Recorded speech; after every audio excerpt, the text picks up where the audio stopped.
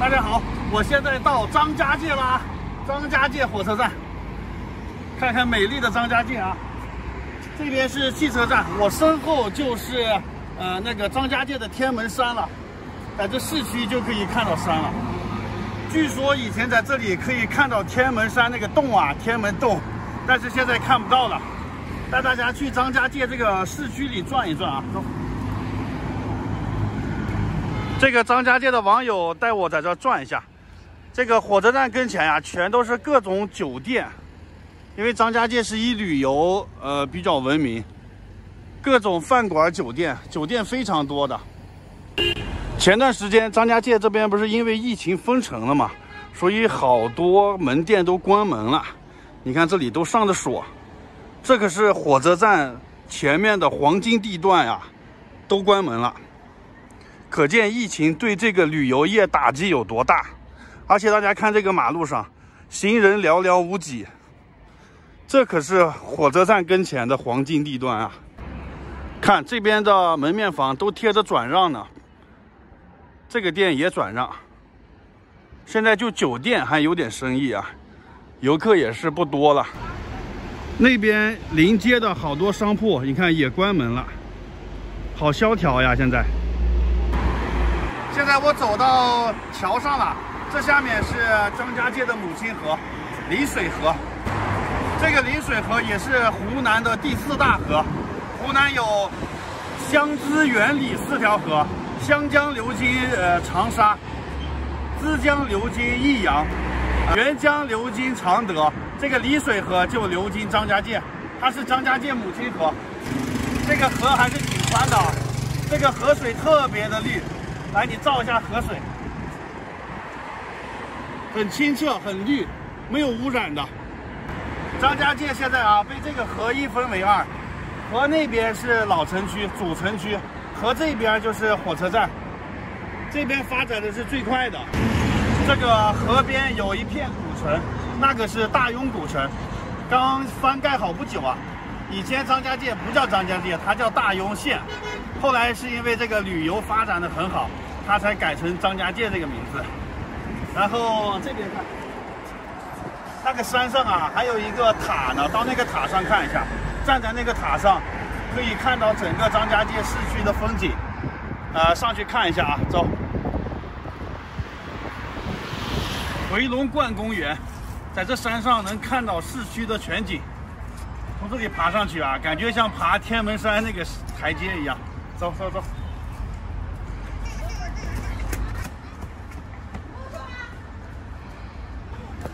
爬到山顶了，这座塔很可惜的是现在不能上去，关门了。要不然的话，爬到那顶上看风景不错。太遗憾了，景色不错的这里。又换了一个山头，这边可以看到风景，下面就是张家界的市区了。前面这个是解放路，这边房子盖的蛮多啊。张家界这边的房价6、7千、7、8千左右。那个地方有一个土豪金大楼，看那个楼啊，金光闪闪。那个楼现在房价8千左右。张家界这5线小城市，房价还挺贵呢。买个甘蔗吃啊，张家界大甘蔗，这么长一根，6块钱。哎，帮我削一下来。这个是什么呀？这个那个是白薯。白薯。凉薯。是啊。好甜的。这是不是叫地瓜呀？这个。好了哈。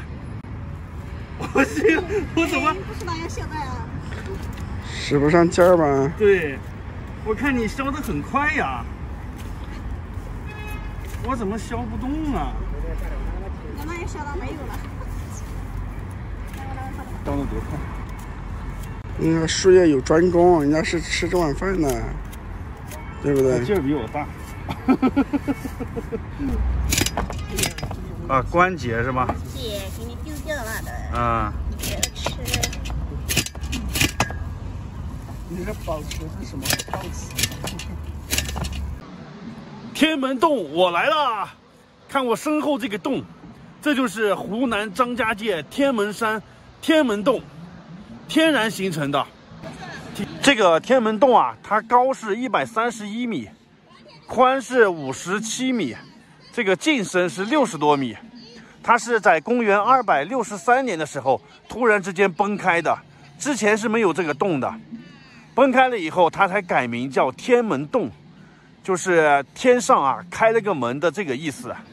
古代的人认为它是一个祥瑞，就是通往天界嘛，所以这里修了一个天路，一共是999级台阶，可以走到这洞这里去。然后这里居然还有瀑布呢，这水是从哪来的呀？带大家看一下天门洞这里的景观。我刚从那个洞的上面下来，就是这个最高处的地方，太不可思议了。这边都是垂直的山峰啊，看。然后经常在抖音上看到那个翼装飞行的，从那山顶上跳下来，然后穿过这个洞。今天我终于来到实地了。今天游客不是很多，12月2号，冬天是淡季了啊。这下面有很多拍照的，也可以租这个衣服来拍照。然后999级台阶，我要不要去爬一下呀？看这里写的上天梯，莫为山高空仰止，此中真有上天梯。我也挑战一下吧，我要开始爬山了啊！挑战一下。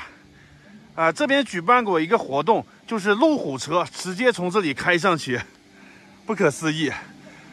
这个还是挺陡的，尤其是越往上这一段就越陡。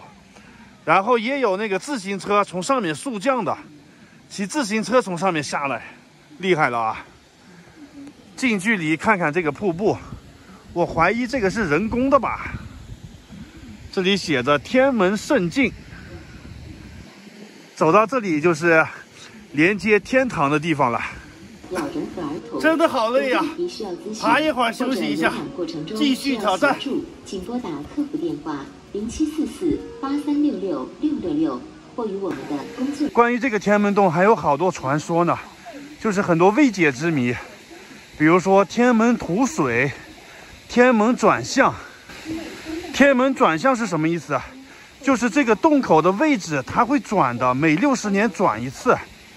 以前这个洞口啊，就是正对着市区的。我们看大概就是张家界的市区。据这边的老人讲，他们小的时候在这个市区是可以正好看到这个洞的，但是现在你看它的位置已经转到这个市区的边缘去了，这就是一个未解之谜。最后这一段呀，非常的陡，如果一不小心踩空，那就滚下去了。还有这么长的路呢，哇！终于爬上来了啊，太累了。在这上面看看风景，远处是张家界市区，那个地方啊，居然有一个电梯，那个电梯在山里面，可以直接通到这个山顶上去，想不到吧？哎呀，带大家看看这山顶是什么样啊！这顶儿上就这么大空间，现在什么东西都没了，空空荡荡的。这两边是有这个保护的，怕山上掉下石头来吧。中间是开的，可以看到这个洞。从这里仰视一下，公元263年开的这个洞，到现在1800年，1700多年，太神奇了啊！中间有个水池子，里头还有鱼呢。这山顶上其实没啥看的啊，就是这个样子，和这个麒麟合个影吧，然后就下山了。麒麟也是祥瑞之兽。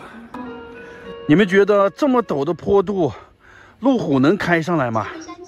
然后骑着自行车从这里敢不敢往下骑呀？看完了天门洞，再带大家看一个这边的，我觉得也是挺绝的，就是盘山公路。看这条路是修在什么地方呢？在这山里面盘来盘去，就是这样弯弯绕。这一边呢就是悬崖绝壁，太不可思议了吧！再走到那边看一下，远处就是张家界市区。这个路啊，一直盘旋到这边来了。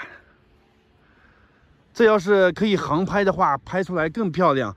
但是这个地方不让航拍，因为不远的那个地方就是机场。看到那个机场了吧？离得很近。就这个山路啊，一般的老司机还真不敢开。像我也是走过这个川藏线的老司机了，我看到这个山路，我还是有点心虚的。天门洞景色确实不错啊。这个视频就拍到这里了，拜拜。我现在张家界天门山，马上要坐索道去山顶了啊！先去买个票。这边是天门山的门票价格，看一下价格，它是275块钱。它分3条线 A 线、B 线、C 线，全都是这个价。然后如果是老年人或者是其他的一些优惠的对象的话，是144或者113。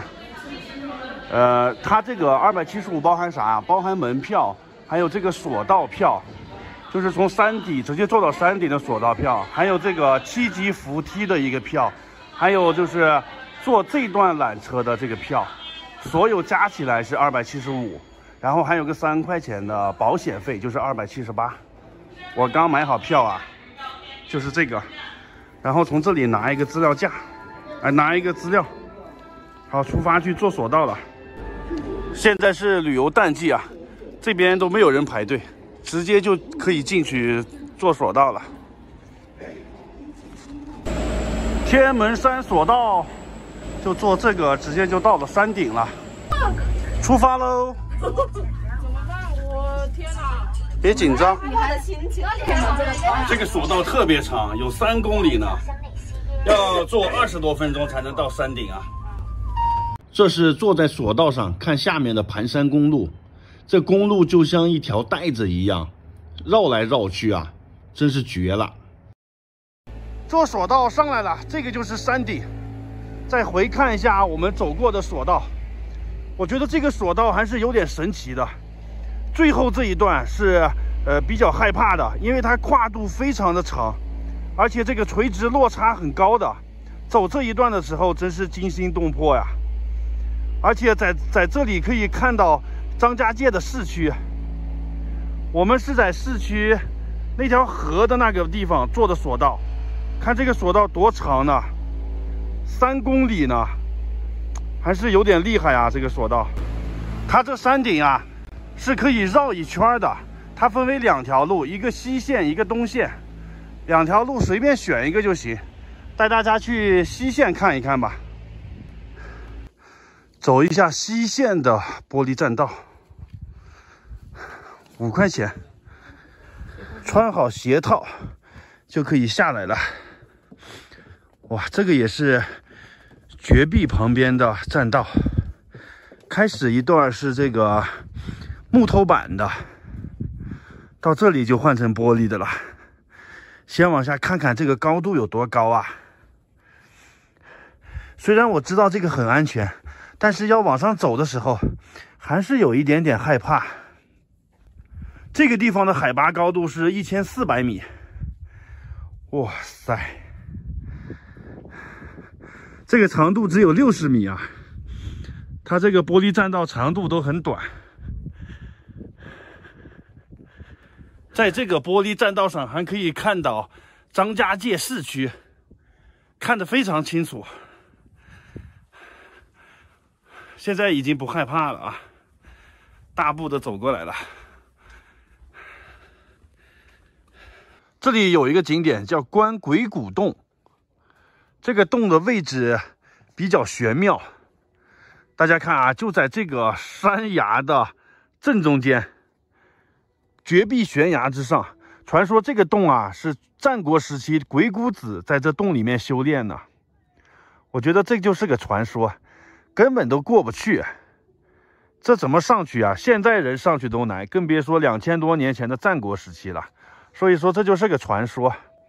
这个鬼谷子还是挺有名的，战国时期的纵横家，这个苏秦、张仪、庞涓、孙膑都是他的门生。走到鬼谷栈道这里了。因为它修建在鬼谷洞的上方，所以叫鬼谷栈道。它都是挑出这个悬崖去的。这边的海拔高度大概是1400米左右。因为这个山谷里经常会出现云雾，就有云海翻腾的那种奇观。哇，看这个垂直啊，确实是挺高的，有点吓人。胆子小的还是别往这边上走了，还是靠着里边走吧。没有这个栏杆，这人直接就出不去了，有点小恐怖。挺长的啊，1600米那么长的。哇，这里是有一个挑出悬崖的一个玻璃栈道啊，这个应该挺吓人的吧？我看看啊，下面是玻璃的。玻璃不清楚了啊，要是清楚的话吓死了。哇塞，这个地方太吓人了，站在那里就是这种感觉啊。玻璃突然开了以后就下去了。看看这个地方，鬼斧神工，这2条栈道汇聚到这里了。这里其实是一个天堑，走过来看看下面。哇塞，这个地貌真的是叹为观止啊！从这里就可以看到这个栈道是修在什么地方的，都是在这悬崖绝壁上，没有路的地方硬是修出来一条路，太佩服这边的人了。栈道旁边有一个自动售货机，看看这边的价格啊，山顶上的天门山矿泉水5块，这个农夫果园之类的这是10块，茶派，还有可乐是5块易拉罐的，红牛10块。天门山索桥，半路上有一个天门山的索桥，这个桥好高啊，走上来有一点点晃。它这下面是木头板子，如果换成玻璃的就更刺激了。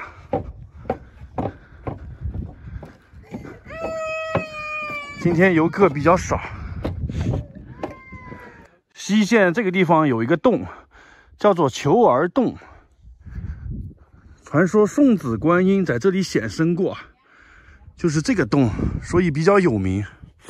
你看这个栏杆上挂了这么多的同心锁嘛，这叫什么锁？祈福的这个锁。想生小孩的可以来这个洞祈福一下。传说往洞里扔个石头啊，如果有1声回响就是生儿子，响2声就是生姑娘，响3声就是生双胞胎呢。这个洞还挺深的，我试一下，看我扔下去响几声啊。哎呀，这地方打扫的这么干净呢，连个石块也找不到啊。没找到石头，算了，不扔了。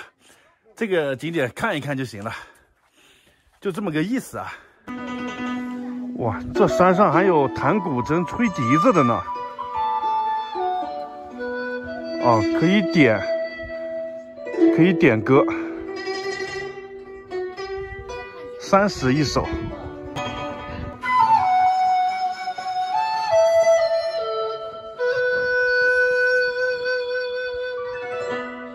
这就是天门山西线的风景了，下个视频再去东线看看有啥好玩的。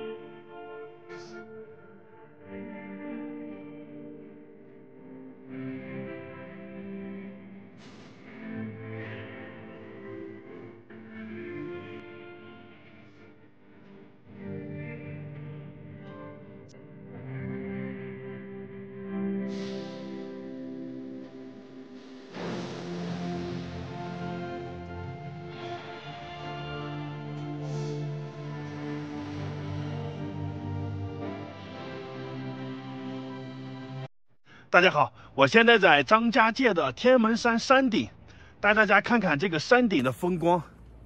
在我身后那里啊，就是张家界市区。站在这山顶啊，市区的风光一览无余，这视野太开阔了。这个山顶它是可以转一圈的，它分为东线和西线2条路，先从哪里走都可以啊。我先去东线看一下。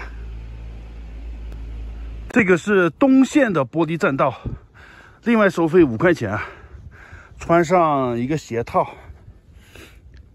这个栈道还是挺惊险的，下面就是那个99级公路，看那个盘山公路啊，就在这山上盘来盘去，远处就可以看着张家界的市区。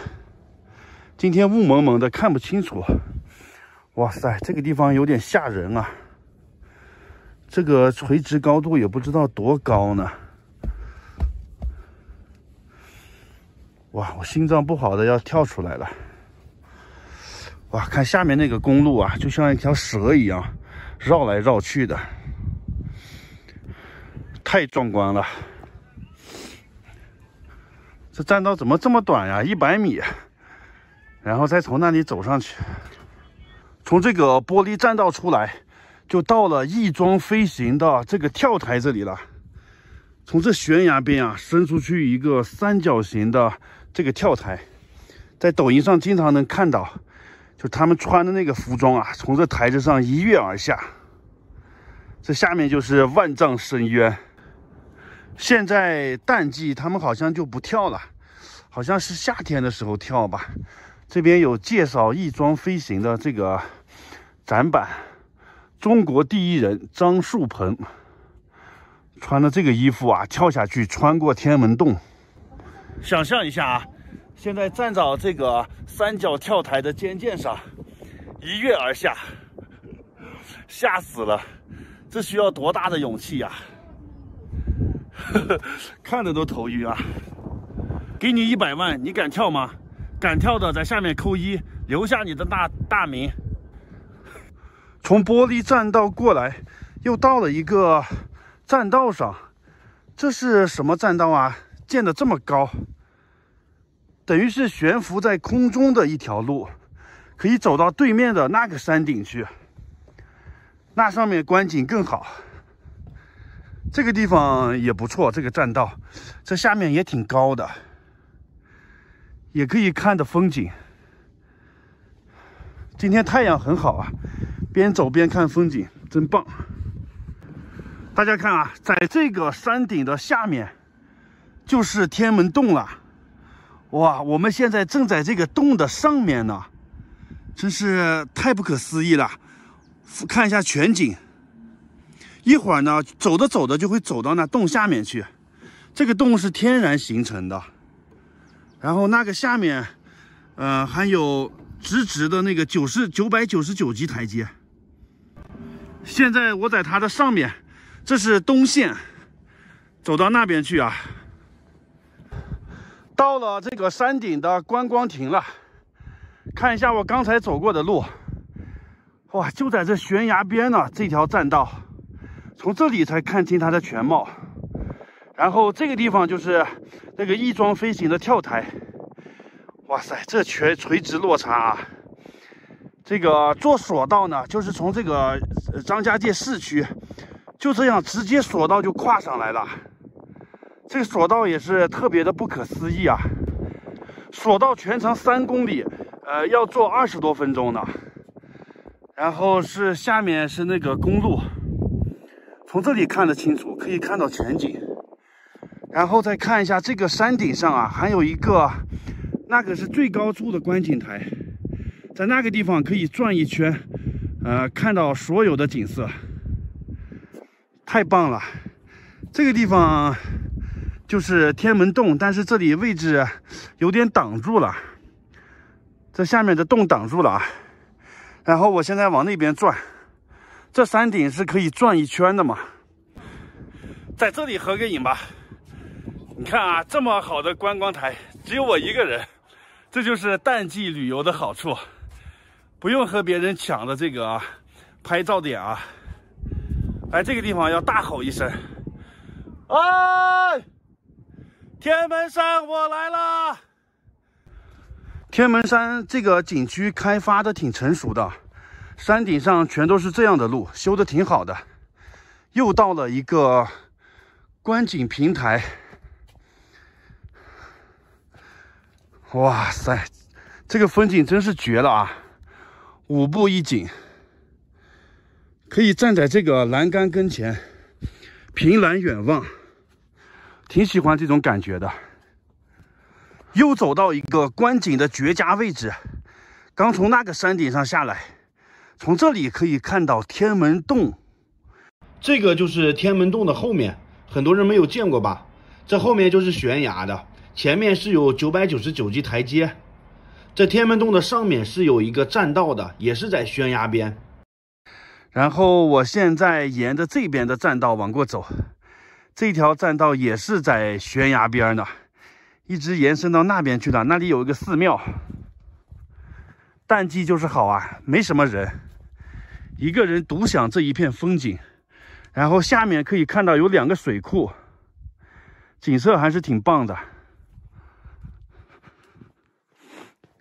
你们来的时候可以带一点吃的喝的，我只带了1瓶水，失误了啊，应该带点那个面包啊，还是士力架之类的。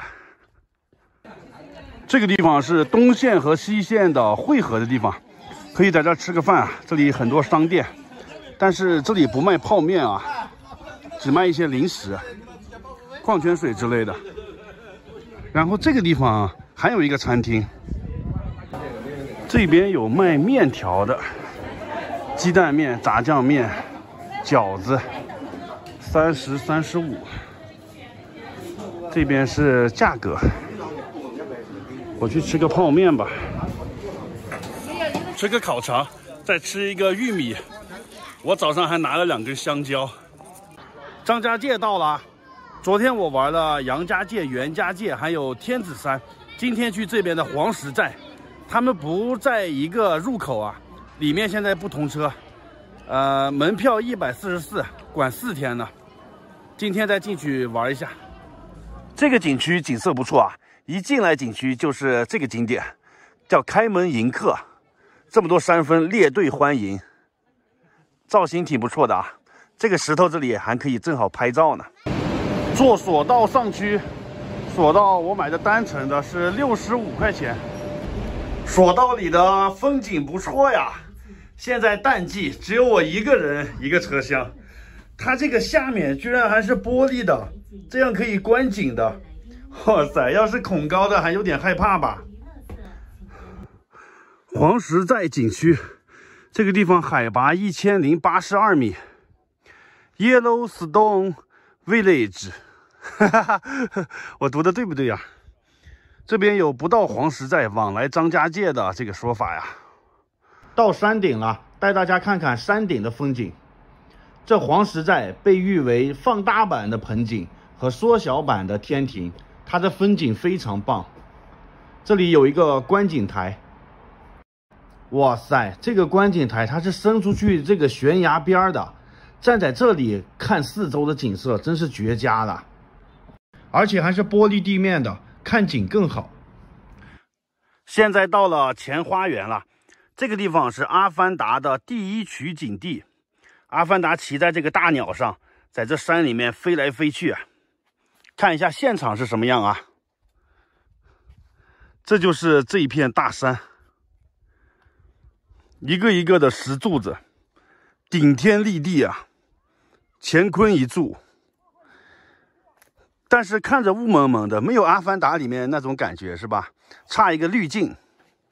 今天天气挺好的，为什么这山谷里看着不通透呢？这里也应该没有污染吧？这下面有一个9重壁，就是指对面这9个山峰，有9个这样竖着的、垂直的这个山峰。就像是9个士兵站在一起一样，这个其实叫垂直节理。旁边这个柱子还是挺有特点的，乾坤一柱，顶天立地啊！这个造型有点像啥呀？大家看一下，这个景点是五指峰，看前面这几个山，像不像5个手指头？这也是阿凡达的取景地。这个叫双门迎客，前面3个山组成了2个大门。这是朱镕基的题词呀，张家界顶有神仙，山不在高，有仙则灵。前面有一个高的台子，叫摘星台，应该是个观景的好位置。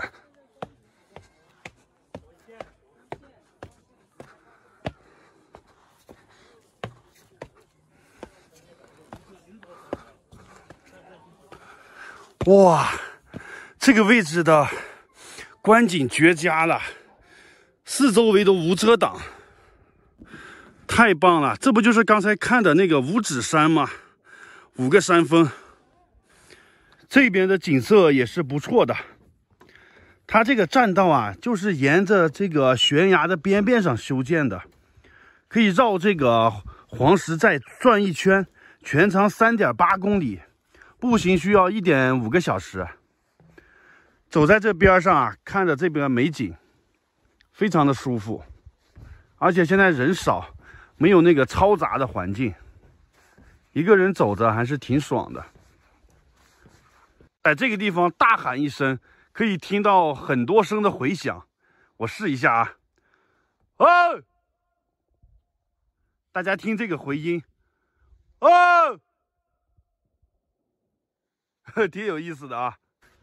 这个峡谷里面有一个吊桥，这桥的桥面中间是这样空的，放了一个铁栅栏，踩在上面体验一下那个玻璃栈道的感觉啊！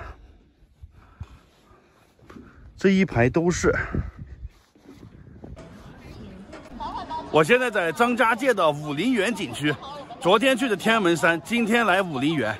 这里是阿凡达的那个取景地，就是有个悬浮山比较有名，进去看一下。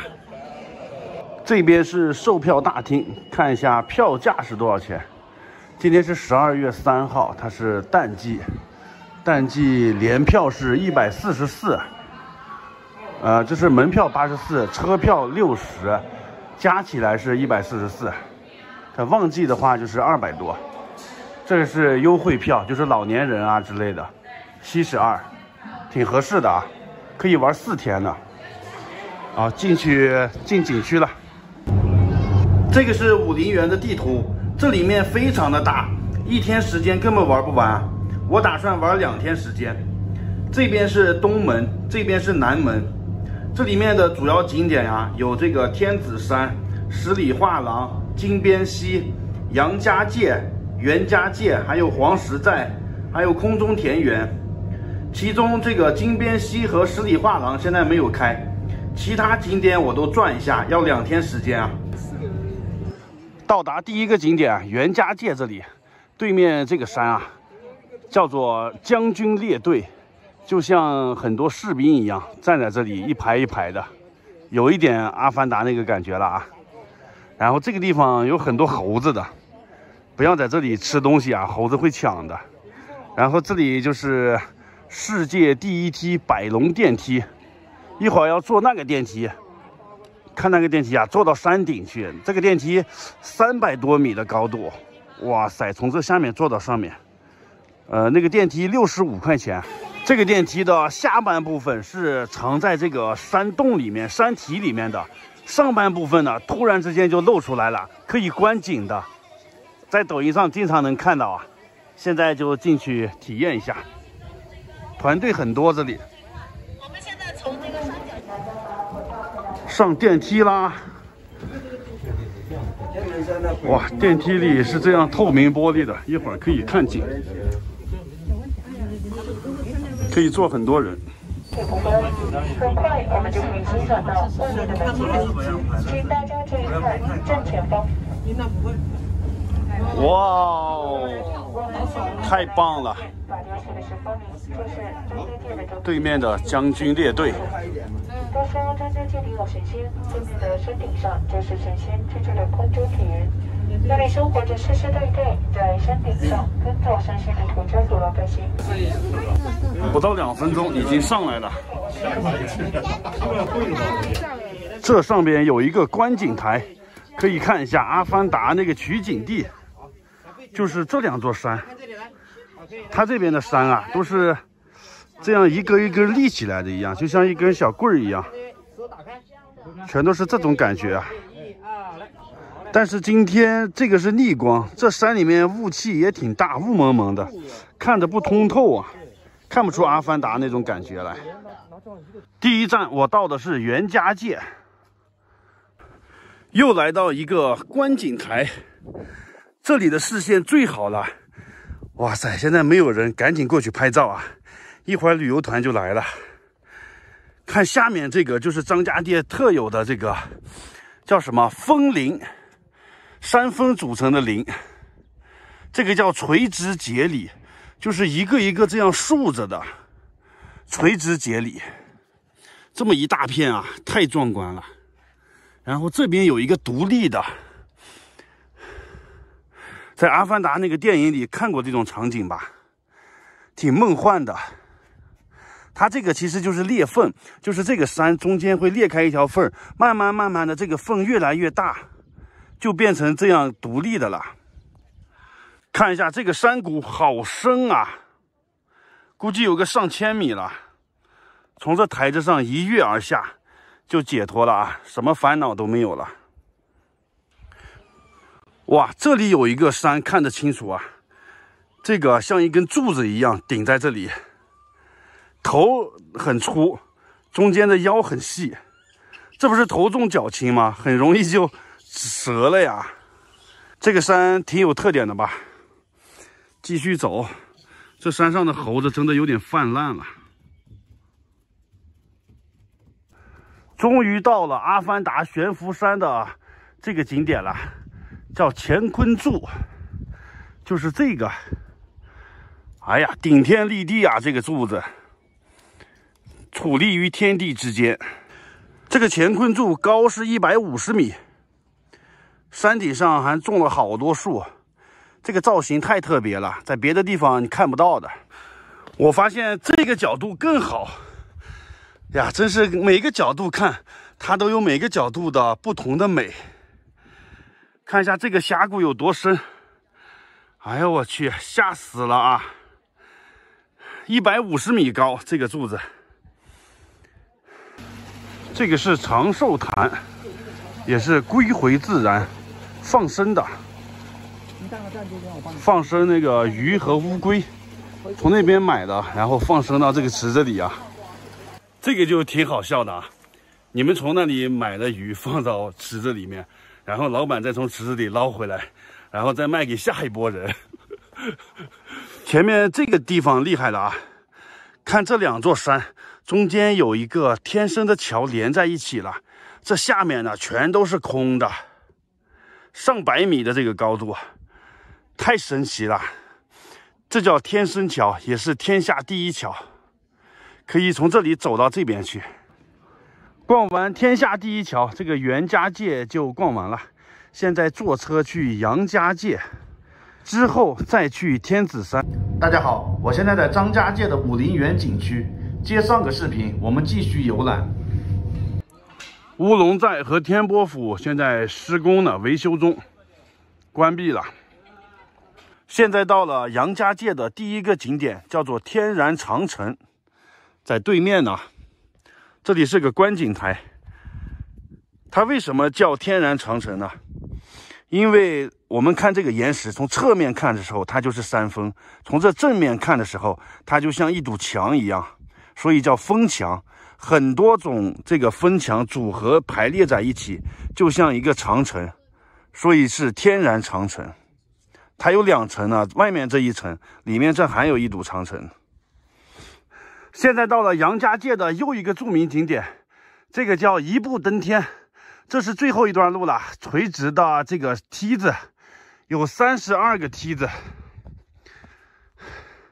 上去就可以看到绝美风景了。哇，特别的陡啊，这里一个人都没有。爬上来了，这个楼梯还是比较陡的。看看这上面的风景。为什么叫一步登天呢？我现在在的这个山顶上，就类似于对面这种一根柱子啊，单门的一个山峰的峰顶，一柱擎天这种感觉。看这个峰，就像是一个棒槌一样，上面宽，下面窄，像火箭要发射一样。这个山峰的峰顶全都是松树，就是这种树。这个一柱擎天上面只有这么大，可以360度观景，看到杨家界的全景。山高人为峰，这边的景色确实是绝美。从这里还可以走到悬崖边去看景。哇塞，有点小恐怖啊！看对面这些山峰，该怎么形容呢？一个一个的像青蛙一样，青蛙的头朝着天，朝天吼的青蛙，看像不像？这就是一步登天这个景点了 ，One step to the heaven。我的英语不错吧？这个景点呢，距离比较远，来回啊要走1个小时呢。它离索道上站和下站都比较远的，如果腿脚不好的就不建议过来了。哎呀，走得好累呀，现在还要返回去坐车。好的，这个杨家界就参观完了，现在去天子峰。从杨家界坐这个车，坐了有半个小时吧，我觉得走了好长的路啊。现在到了天子山了，现在都下午3点钟了。要赶紧玩一下，这边天黑的特别快，5点多就天黑了。这个地方叫天子观景台，以前这边有个土皇帝，他自称天子，站在这个地方观景呢。哇塞，真是壮观壮观！一柱一柱的这个山峰，直直的耸立，朝向天空啊！你看这个山的顶部，全都是岩石，岩石上长了这么多松树。这个山谷里是有一大片的石林，这个山峰造型太独特了，大自然的鬼斧神工。又到了一个景点，这个地方叫仙女献花。大家在这边找一下，就是这个，拉近了看一下，像不像一个仙女手里捧着鲜花？有点像吧。这个东西啊，都是3分靠看，7分靠想象。哇，这边可以租这个土家族的衣服拍照啊，仙女散花。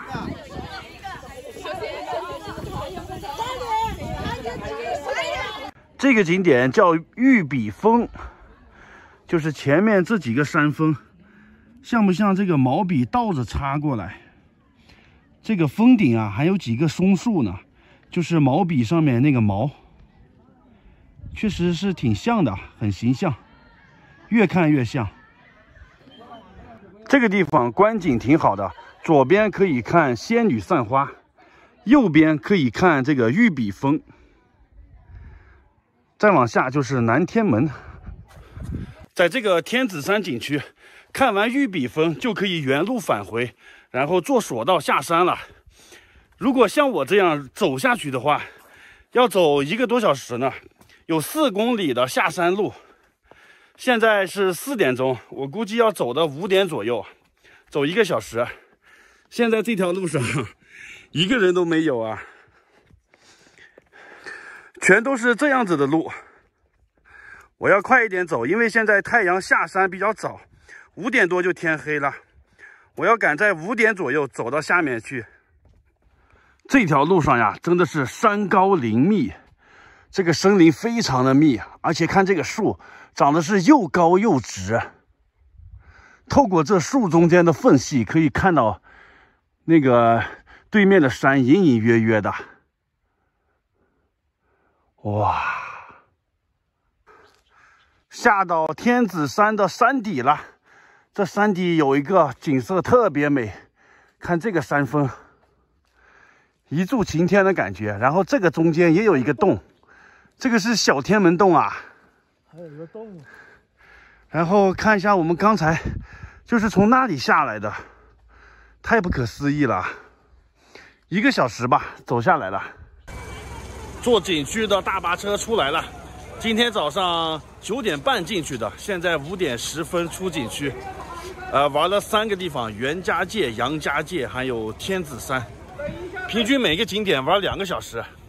又回到这个武陵源大门口了。这个武陵源它是世界自然遗产，世界地质公园，也是5A级景区，非常值得一游，景色太好了啊！大家好，湖南张家界我已经玩好了，玩了好几天，风景很棒。这个视频啊，出一个攻略，讲一讲这边相关的一些事情。我这个视频是这样啊，讲2部分。第一部分呢是张家界玩一趟需要花多少钱，这个费用算一下。第2部分再讲这些线路怎么选择啊，这些旅游的具体攻略。张家界旅游啊，最出名的就是2个景点，一个是天门山，一个是武陵源。天门山就是有那个天门洞，还有那个翼装飞行的，从山上跳下来的那个，它比较有名。还有武陵源呢，是拍《阿凡达》的那个电影取景地，里面有悬浮山呀，各种山峰造型非常的独特。我这个旅游攻略啊，主要就是讲这2个景点它的花费和这个旅行线路。我这儿呢正好有这2个景点的地图，这都是我进去玩的时候拿回来的啊。先不说这个，先算一下一共要花多少钱啊？刚才我统计了一下，这个天门山的门票啊是275，加3块钱的保险费，一共是278。它这个费用是包含了门票、车票还有来回的索道的。然后武陵源的门票价格呢，它是旺季224，淡季144。它这个只包含了门票和车票啊，它不包含这些电梯啊还有索道的钱，这些是需要另外消费的。我统计了一下，在里面啊最少你要坐3次，它一次是65，坐3次就是195了。这样加起来的话，就比天门山这边的门票要稍微贵一点。它3次是哪3次啊？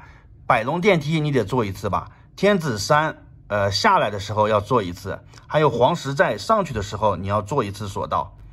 我觉得大部分人都会坐这3次，当然很多人呢还会坐第4次，比如说往返的呀，还有那个十里画廊你会坐小火车呀，还有很多小的索道，那都没有统计进去。只以我坐过的这3次为例啊，最少你要花这195，甚至会更多。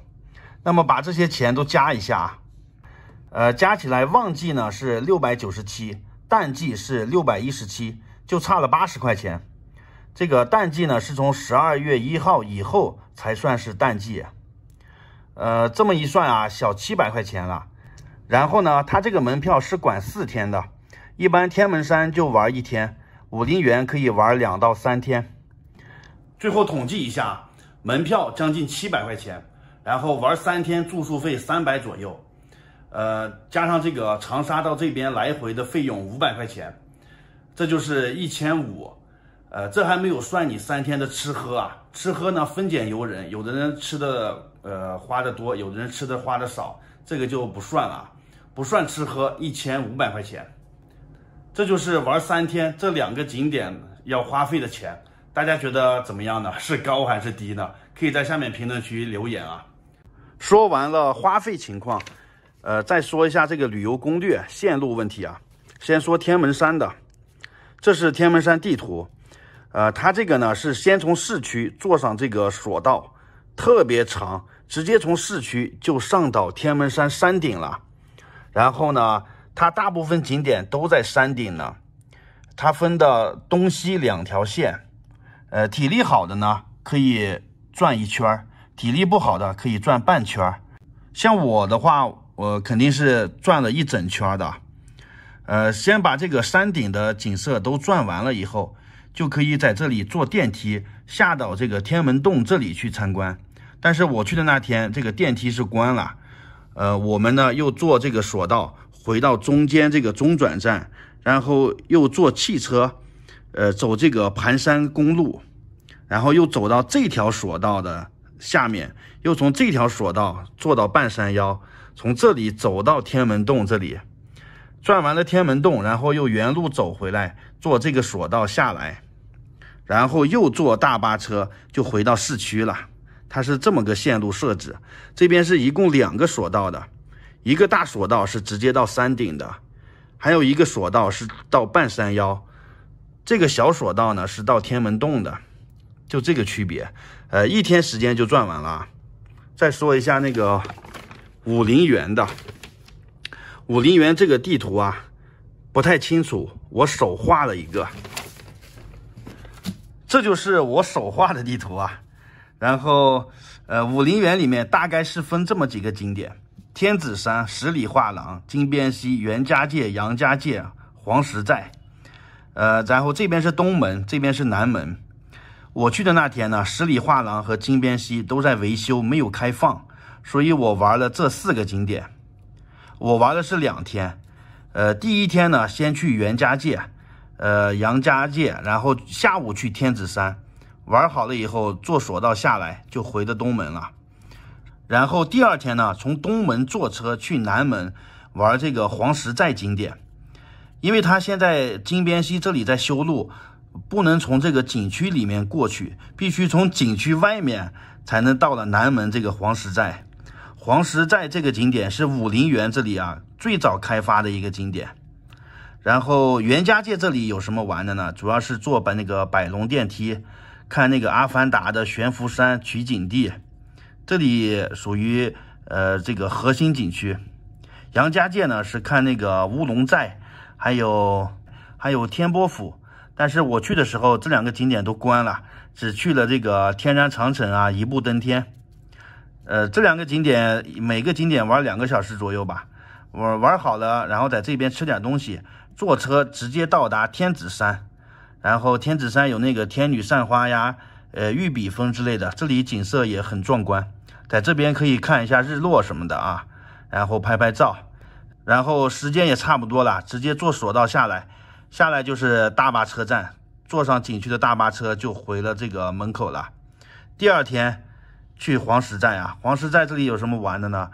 其实黄石寨和这个袁家界、杨家界他们景色都差不多的。你有时间呢就可以去，如果你没时间的话呢，也可以不去了，因为这一片的景点都大同小异。这个武陵源最少要玩2天吧。第1天去这3个地方，第2天去这个地方。如果是旺季的话，这2个地方也会开的，所以最少要2天时间。这里面呢是非常的大，从这个门口呢就有大巴车拉着你去每一个景点。它这个车呢是循环发车的。然后住宿的话呢，它这个东门这里好多的民宿宾馆，价格也不贵。